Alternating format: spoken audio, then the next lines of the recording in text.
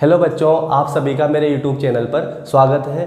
बच्चों, अभी तक हम इस चैप्टर में जो विभिन्न प्रकार के उर्वरक थे जैसे urea, ammonium sulphate, DAP, MOP, SOP, single super phosphate, calcium ammonium nitrate, तो इन सब उर्वरकों के हम संगठन क्या था, इनका गुण क्या था, इनकी मृदा में अभिक्रिया किस प्रकार की थी तथा फसलों पर क्या प्रभाव पड़ता है, इन सब की बच्चों हम बात कर चुके थे। अब बच्चों हमारा जो नेक्स्ट टॉपिक है इसमें हम ये देखेंगे कि जो विभिन्न प्रकार के उर्वरक थे अगर आप इनको अधिक मात्रा में उपयोग में लोगे तो मृदा पर क्या प्रभाव पड़ेगा। तो बच्चों जो नेक्स्ट टॉपिक है वो क्या है, उर्वरकों का अधिक उपयोग के कारण या आधिक्य में, ठीक है, अधिक उपयोग के कारण मृदा पर प्रभाव।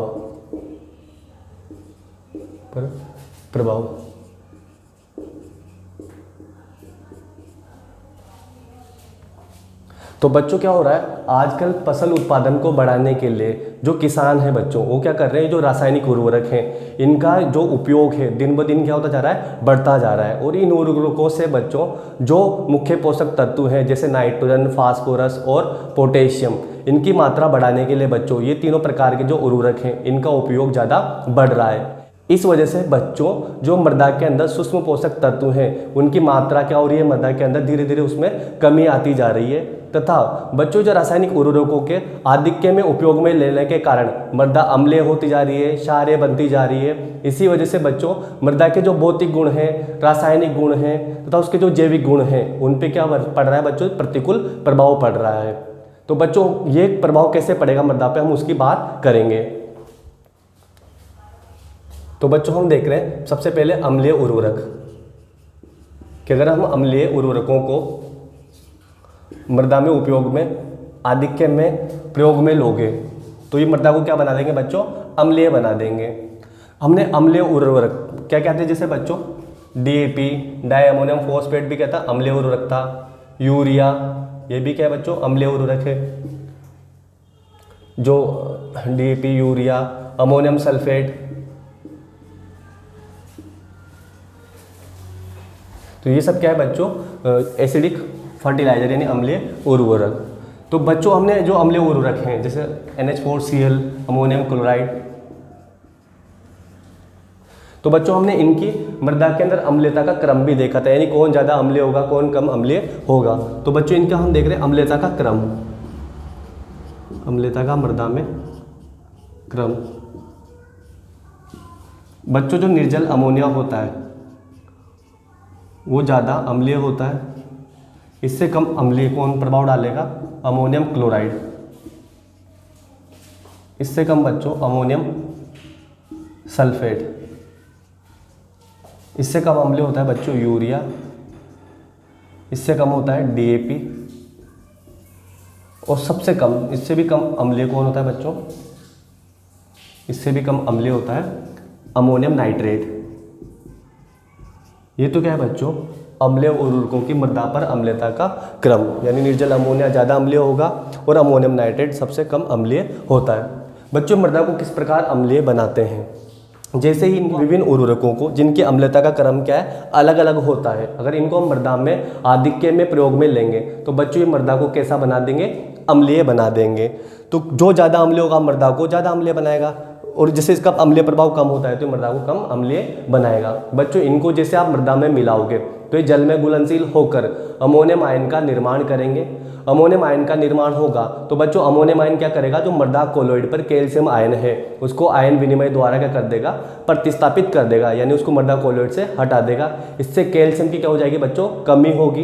किस प्रकार कमी होगी बच्चों को, जो कैल्शियम है वो घुलनशील या विलयशील लवण का निर्माण करेगा और उसकी लीचिंग या निक्षालन हो जाएगा और वो मृदा की निचली सतह पर चला जाएगा।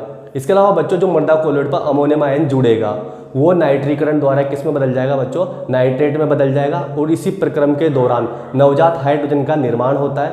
वो नवजात हाइड्रोजन बच्चों क्या हो जाएगी, मृदा कोलोइड पे जाकर अधिशोषित होगी तो वहाँ H+ आयन की सांद्रता बढ़ेगी। H+ आयन की सांद्रता बढ़ने से मृदा की pH कम होगी और मृदा बच्चों कैसे हो जाएगी, अम्लीय।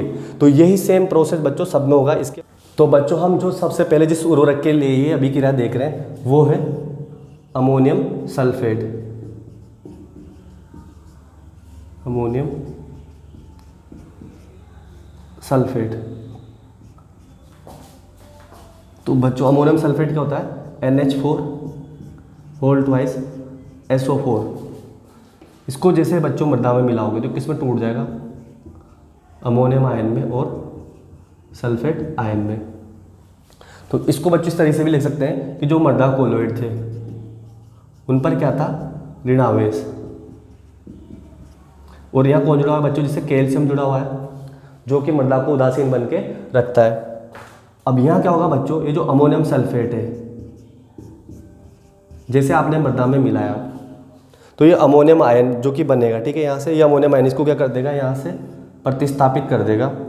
यानी मृदा कोलोइड पे कौन जुड़ जाएगा बच्चों, ये अमोनियम आयन। मृदा कोलोइड पर ये अमोनियम आयन क्या हो जाएगा, अधिशोषित हो जाएगा। और यहाँ से बच्चों ये कैल्शियम हटेगा तो ये किसके साथ जुड़ जाएगा, इस सल्फेट आयन के साथ। वो क्या बना लेगा बच्चों, कैल्शियम सल्फेट। और एक क्या होता है बच्चों, घुलनशील होता है जल के अंदर, जल के अंदर घुलनशील हो जाएगा तो ये लीचिंग या निक्सालित हो जाएगा। यानी क्या होता है, जल में घुलनशील निक्सालित हो जाएगा बच्चों, इसका क्या हो जाएगा, निक्सालन।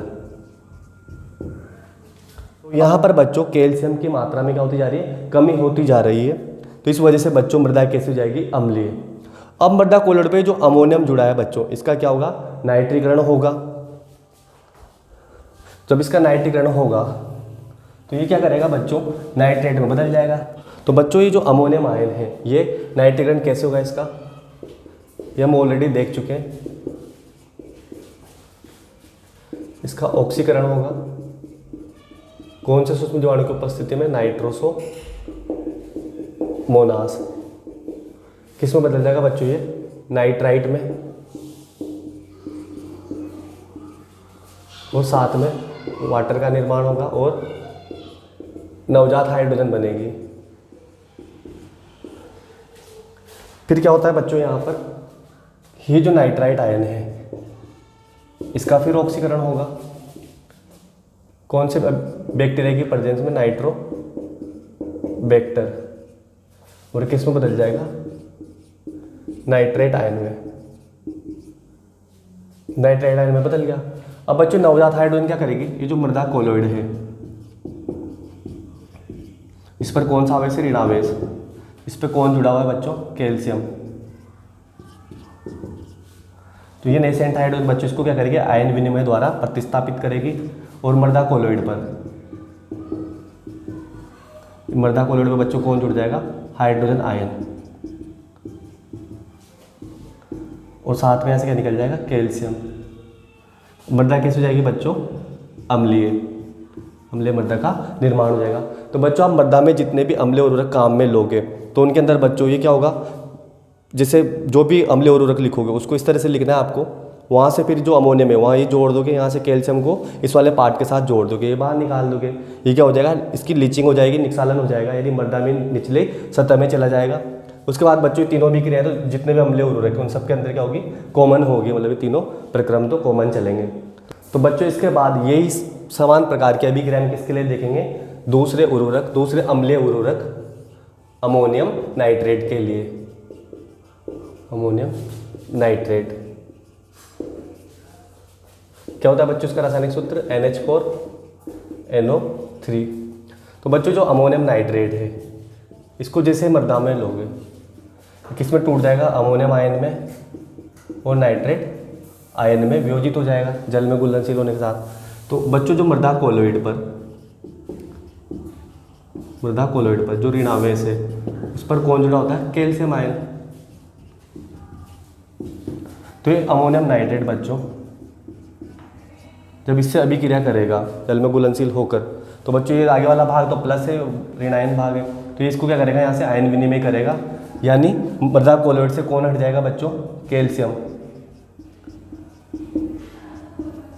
और यहाँ कौन जुड़ जाएगा, अमोनियम आयन। अमोनियम आयन अधिशोषित हो जाएगा। ये अमोनियम आयन यहाँ पे अधिशोषित हो गया बच्चों, इसको 2 लिख देते हैं। तो अमोनियम आयन और यहाँ से कौन निकल जाएगा बच्चों बाहर, कैल्शियम। ये कैल्शियम जब बाहर निकलेगा तो ये किसके साथ जुड़ेगा, NO3 माइनस के साथ। अब बच्चों कैल्शियम पर आवेश कितना है, +2, और नाइट्रेट में कितना है, -1।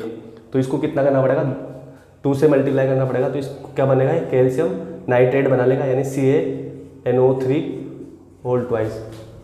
यानी ये भी क्या हो जाएगा, जल में घुलनशील होकर निक्षालित हो जाएगा। क्या है ये, कैल्शियम नाइट्रेट। अब बच्चों इसके बाद तो सेम प्रकार की अभिक्रिया चलेगी। इसका वही नाइट्रीकरण होगा, यानी ये जो अमोनियम आयन है, इसको इस तरह से लिख देता हूँ, वही नाइट्रीकरण होगा, 2NO2 माइनस नाइट्रोसोमोनास,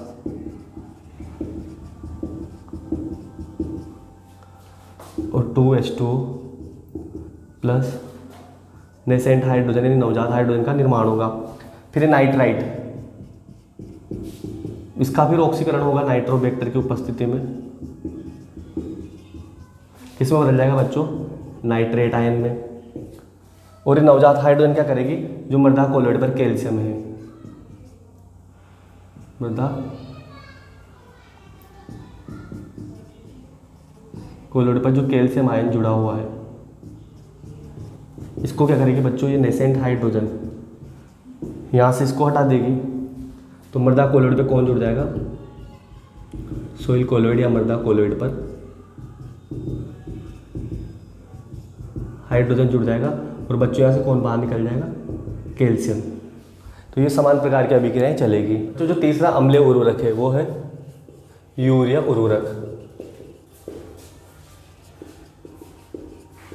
यूरिया का रासायनिक सूत्र क्या होता है बच्चों, NH2CONH2। अब बच्चों कैसे देगा, जब इसको मिलाओगे यूरिया को, यानी NH2 को मृदा में मिलाओगे बच्चों, तो ये जल में घुलनशील होकर जल अपघटन होगा बच्चों इसका, किस यूरेज एंजाइम की उपस्थिति में, और ये किस में बदल जाता है बच्चों, अमोनियम कार्बोनेट में। फिर ये अमोनियम कार्बोनेट बच्चों किस में टूट जाएगा, अमोनियम आयन में और कार्बोनेट आयन में, यानी NH4 प्लस में और CO3 माइनस 2 में। यानी इसको इस तरह से डायरेक्ट लिख देता हूँ बच्चों कि जो मृदा कोलोइड है, इस पर क्या जुड़ा हुआ है, कैल्शियम। तो ये अमोनियम कार्बोनेट, ये कैसे टूटेगा बच्चों, ये तो NH4 प्लस 2NH4 प्लस और ये CO3 माइनस 2 कार्बोनेट आयन में। यह अमोनियम इसको क्या कर देगा बच्चों, यहाँ से हटा देगा। तो मृदा कोलोइड पे कौन आ जाएगा, मृदा कोलोइड से कैल्शियम हट जाएगा, कौन जुड़ जाएगा, अमोनियम आयन।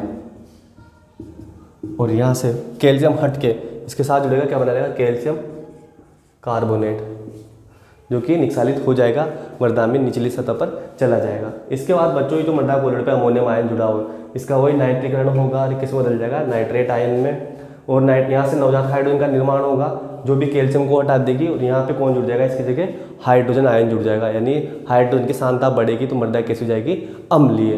तो ये क्या होगा बच्चों, जो मृदा के अंदर अम्लीय उर्वरक लोगे तो मृदा को किस प्रकार अम्लीय बनाते हैं। तो बच्चों अगर मृदा में आप जो विभिन्न प्रकार के क्षारीय उर्वरक हैं उनको अगर मृदा में बच्चों उपयोग में लेंगे तो मृदा पर क्षारीय प्रभाव डालेंगे। बच्चों जो क्षारीय उर्वरक होते हैं जैसे calcium cyanamide, sodium nitrate, calcium nitrate, die calcium phosphate, तो बच्चों इनकी क्षारकता का क्रम भी क्या होता है, अलग अलग है। जो किस प्रकार होता है बच्चों, जो कैल्शियम साइनेमाइड है CaCN2, इसकी क्षारकता बच्चों क्या होती है, ज़्यादा होती है।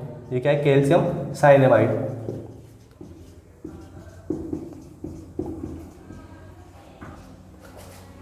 बच्चों जो सोडियम नाइट्रेट है यानी NaNO3, ये कम क्षारीय होता है, ये मृदा को कम क्षारीय बनाएगा इसकी तुलना में। इसके बाद बच्चों होता है die calcium phosphate, die calcium phosphate. और बच्चों इन सबसे कम जो मृदा को क्षारीय बनाता है वो है कैल्शियम नाइट्रेट, कैल्शियम नाइट्रेट।